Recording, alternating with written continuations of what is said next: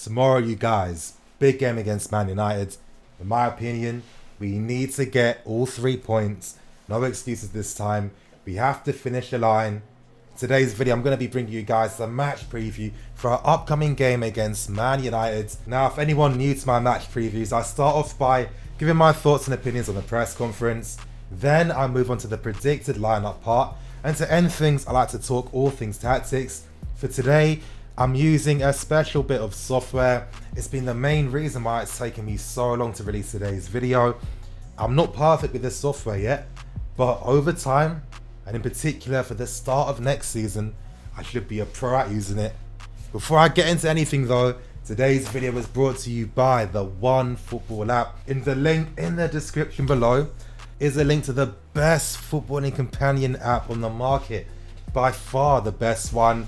Now you're able to buy La Liga games for the price of $2.99. If only they had this at the start of the season. Honestly, I know for next season I'm going to be on it completely.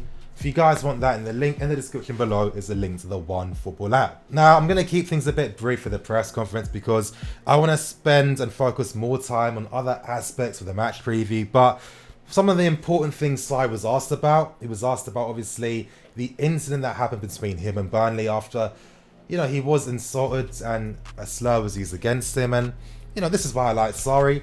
He basically said that I've been there before. I understand that in the heat of the moment, you might say things that don't reflect your character. And Sarri was basically saying, I'm happy to leave it in the past and not really pursue it anymore. Sarri said that Rudiger's fit to play, Kante is a hit or miss, and he's expecting Hudson-Odoi to be back in the next 3 months, which is amazing news in my opinion. He was asked about what he felt about Hazard being snubbed for the PFA Player of the Year award, and he was basically saying that with Liverpool and Man City leading in the league this year, it was naturally going to sway a lot of people's decision making. Now for me, the most interesting part of any Sarri press conference is when he's asked about football for once, and it's so crazy the lack of questions that are focused around football that Sarri has to answer, but it sums up journalism in my opinion. Sarri made the point to emphasize that our defensive phase isn't aggressive enough or strong enough.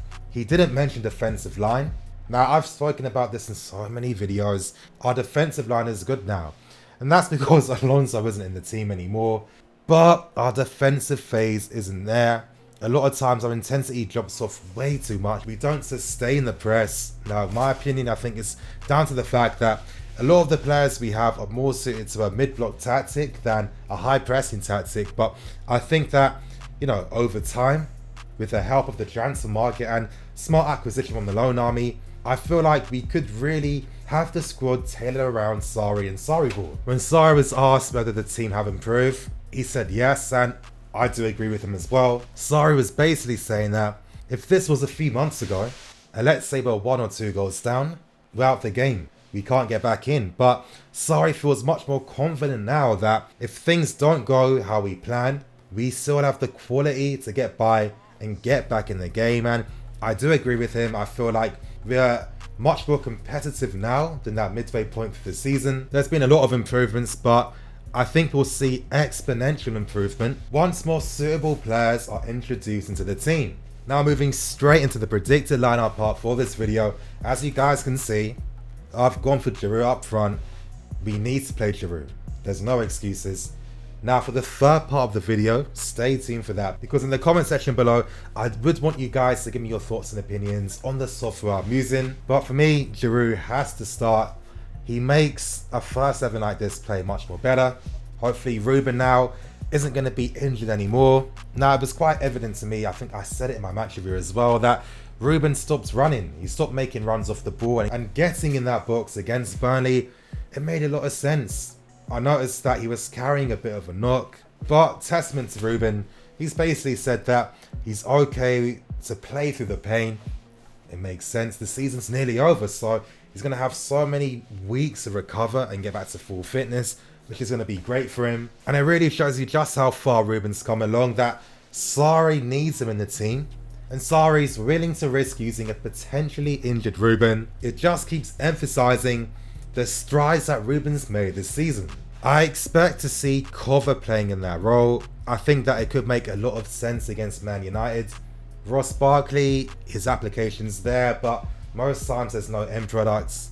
And for me, Cover was actually quite good defensively and off the board situations against Burnley. I feel like he would be the suitable replacement for Kante if Kante can't play against United tomorrow. You know, Cover likes to go in for a tackle. He's able to beat a press and keep the ball. And if he's able to help play that support role between the lines, it could really help us out against Man United. The only frustrating thing about Cover is the fact that the guy's allergic to make runs inside the opposition box. I don't understand it. He has no offensive instincts, but I think for tactical reasons, which I'm going to be talking about in the final part now, I think that Cover could play a good role for the team. Now, moving on to the final part for today's video. Yeah, I'm trying to use something a bit more interactive. I personally feel like it's quite hard to talk about tactics when you don't have any visual representations of what you're talking about. I found a good software. I'm hoping that over time as I get more familiar with it, because it is quite complicated, my videos should be even better. But with Man United, I'm expecting them to use a 4-4-2 with a diamond midfield against us. I think that it makes a lot of sense. Now, I've been inspired to think that Man United might be using this tactic due to how they approach the game against Paris Saint-Germain. Let's be for real, Man United need to win this game themselves. It's a must win for both teams. And because of that, and because Solskjaer believes in the old Man United spirit, I can't imagine Solskjaer just having a very negative approach to the game against us tomorrow. I think that he wants to have that balance in the team. And the best way for United to have that offensive balance right now is by having a diamond in midfield with two strikers up front. Now, as you can see with Lukaku and Rashford, of course, the beauty is that it can help them press as well and stop our centre-backs from, passing the ball out. But it's going to be on the counter-attack, because even though Man United aren't going to be negative, they're still going to have a counter-attacking approach against us. Of course, we've seen how teams that have used a similar style, like Spurs, for example, have really profited, but United might share some of the same physical attributes. I don't feel they share the same intensity of the ball. So this is why they can't really press the way that Spurs do. But obviously on the counter-attack, you can imagine that Lukaku and Rashford are going to be focusing their runs in the spaces left and behind by our fullbacks. So if Emerson's pushed up here, these are the runs they're going to be looking to use to obviously try and drag our defensive line, because when you do this, you either force Jorginho to have to go out wide to help close the ball, or a centre-back has to do that. And if teams are very effective and overload very quickly and throw a lot of men forward, they create the spaces for guys like Lingard and Pogba to push forward and hopefully try and get some joy in the counter-attack. Now, again, I feel like we've got a bit better at combating this type of team. And I think with United's current form right now, it's not amazing. Let's be serious, you guys. They're not doing too well. The roles that Rashford and Lukaku have to play are going to be really important for United, because that's how they're going to be able to bring the rest of the team into the game. That's how their fullbacks will be able to push forward at times. So it's very important that the United forwards do their job against us and obviously try to make our lives a bit more difficult. But I can imagine to really help kickstart these counter-attacking moves, I think it's going to be this main man here, Paul Pogba. He's going to be instrumental to that. And, Solskjaer has spoken about Pogba in the sense that, I would like to see this guy a bit deeper. And for me, it's quite obvious. It makes a lot of sense. Look at the entire United team. Who's the player in that lineup who's going to supply the forwards? No one. Who's going to help progress the ball? Absolutely no one. So if Pogba sits back a bit deeper where he's able to get on the ball, not only does that help out their centre-backs and they're trying to play out from the back, but it means that Pogba in these areas can then hopefully use his great passing ability to find the runs of Rashford and Lukaku. And then obviously once they get on the ball, Lingard will make runs in behind to try and support them, and then the rest of the United team will push forwards.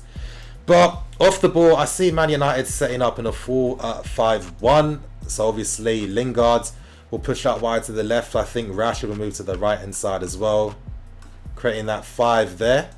And you're going to notice something, you guys. I'm going to do something with this. This is how I expect them to be off the ball when, we are counting their half. And, I expect United to use a mid-block tactic. They're going to keep their shape quite compact. So the lines between the players isn't too far, because when you play against teams like us that know how to operate between this area here, as you can see with the mouse, it's all about stopping the balls from going in those channels. It's all about forcing us out wide. So what United will do is they'll be very compact. They'll move in field like something like this. Shaw will be around here. Lingard will come back. Pogba, Herrera in line together. And obviously then you'd probably have Rashford and Lingard just, you know, in these areas here just to help out deal against our wide threats. And they're not going to look to move. If we're able to beat their press and keep the ball, United will be looking to just keep their shape and then hopefully try and start some more counter-attacks. Now moving on to us, what can we do against Man United tomorrow? How can we get those 3 points? I'm feeling a bit optimistic, I can't lie, and that's because we have a left-hand side now. And we know how pivotal it is for Sarri's system with Emerson, Ruben, the number 8 we've missed out on this entire season, and Hazard playing the, you know, slash playmaker slash winger role.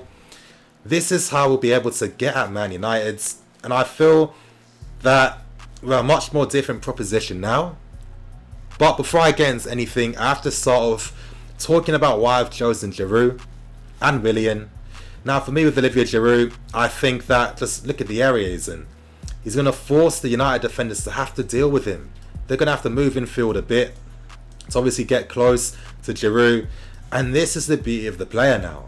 Because when Giroud moves close like this, he then has guys like Hazard moving in this area. Emerson's pushing up as well, pushing forward, making those overlapping runs. Hazard moves infield within this space here. And then we get to Ruben as well. Now that Hazard's moved infield, this has given Ruben the freedom now to attack the spaces from deep. Basically like the Pogba role that he used to play for Juventus. And I mean, for me, it's always been quite easy on, you know, how to get the best out of Paul Pogba. But I shouldn't even be talking about that. I'm not a United fan. But this is why this left-hand side has been so fluid and why they work so well together. And this is why Emerson was talking about why he feels as if they have a connection down the left-hand side. And this is why I build up so much quicker and faster because of them. And with Giroud sitting deeper, playing people in, he allows Hazard now to just have complete freedom, operating anywhere he wants between the lines. And when you've got United's centre defensive midfielder, could be McTominay, could be Matic, it's going to really drag him out of position. And it's going to create that space for Ruben to make his late man runs in, to hopefully get inside the box and really just stretch United's defensive line. Of course, they don't have the width there to really help them out. But I do feel as if that, you know, with how we play, when we're able to congest the pitch like this, and, you know, Hazard's going to be key. And the key to unlocking this type of Hazard is Olivier Giroud. I think this is the final mistake that Sarri can't afford to make. Now, to let's end things quickly, I want to focus on the right hand side now. Now, I've gone for Willian over Pedro. With Pedro, he's got a habit of congesting the pitch even more. And once he moves in here, you see that we're not able to make the runs in behind as much. You'd like to think we would, but we're not always as effective when it comes to that. And I personally feel that we need someone with positional awareness to stay out wide and just stay in this area, you know, occupy them. Now, I think that Willian does a much better job compared to Pedro when it comes to just holding his position out wide. And with Aspie, the thing is, if you have your winger moving in fields, Aspie ain't the guy that's got the one-on-one ability to get past his man and just operate free in this area. He can't do that. So it helps him out defensively. And let's be serious.